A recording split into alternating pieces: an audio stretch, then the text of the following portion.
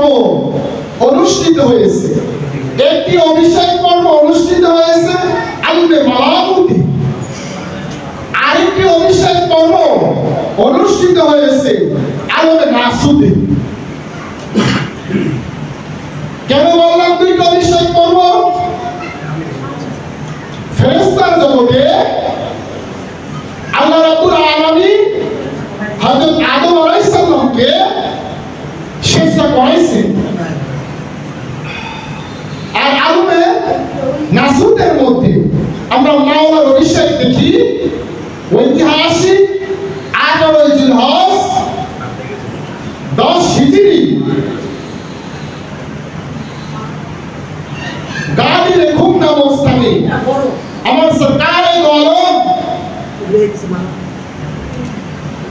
রহমাতুল লিল আলামিন সাকিয়ে কাউসার সাহেবে লাউলাদ সাহেবে কবর সাহেবে কিতাব নূরে খুদা আইনে নূর জাতে নূর হাকিকতে নূর নূর আলা নূর আবুল কাসিম মুহাম্মদ মুস্তাফা সাল্লাল্লাহু আলাইহি সাল্লাম তিনি বলেছেন মান কুনতু মাওলাহু ফাহাজা আলিউল মাওলা। কে বলেছে? স্বয়ং সরকারে দো আলম তিনি বলেছেন মান কুনতু মাওলাহু ফাহাজা আলিউল মাওলা, অর্থাৎ আমি যার মাওলা আলিও তার মাওলা।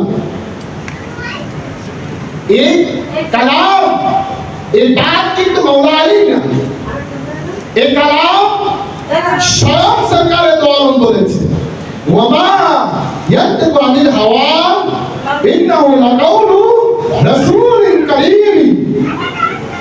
এই কোরআন সম্মানিত রাসূলের কালাম, বাণী। তিনি আমার হাবিব নিজের হাওয়াতে কিছু বলেন না, যা বলে সব ওহী। তাহলে এই মাওলার অভিষেক পর্বের মাধ্যমে ইসলাম পরিপূর্ণতা লাভ করছে। তাহলে আগে অসম্পূর্ণ ছিল। আদম থেকে ঈসা রুহুল্লাহ থেকে 10 হিজরি 18 জিলহজ মাওলার অভিষেক পর্ব পর্যন্ত ইসলাম অপূর্ণাঙ্গ ছিল। ইসলাম পরিপূর্ণতা লাভ করছে মাওলা আলী আলাইহিস সালামের অভিষেক পর্বের মাধ্যমে। মুহাম্মদী দর্শনে মূলত দুইটা ঈদ।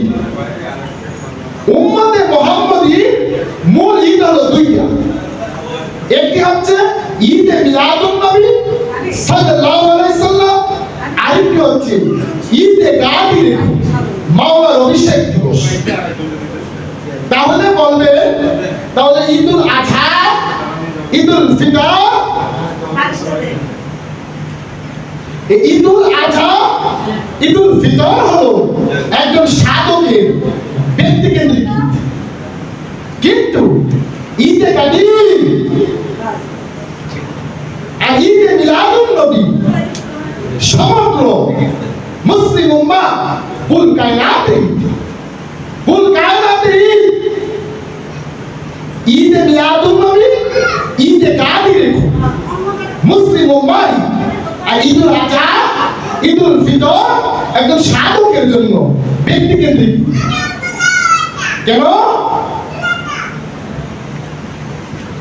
এই করার জন্য আমানু তার মুর্শিদকে জোড়া হিসাবে জোড়া দিয়ে কেন্দ্র করে সাধনা করে, রিয়াজত করে, বন্দেগী করে। কিন্তু ঈদে মিলাদুন নবী আর ঈদে গাদির ইহা পালন করে মুমিনগণ, আশিকগণ, মুত্তাকিগণ, সাদিকগণ, মুহসিনগণ। এই গুরুত্বটা আমাদেরকে বুঝতে হবে।